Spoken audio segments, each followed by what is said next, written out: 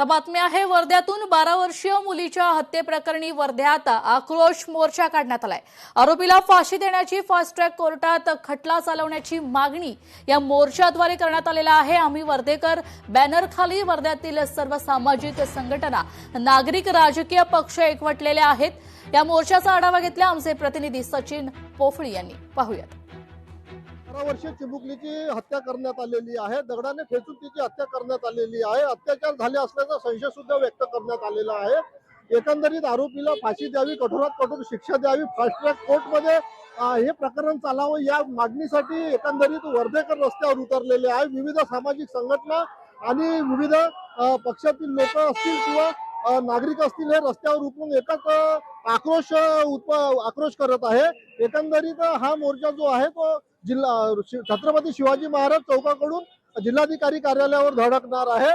मोठ्या प्रमाणात या ठिकाणी वर्धेकर एकत्र येत यांनी मोर्चा काढलेला आहे। एकंदरीत आरोपीला फाशीची शिक्षा द्यावी हीच मागणी एकंदरीत मोर्चेकर करताना दिसून येत आहे। सचिन पोफळी, लोकशाही मराठी, वर्धा।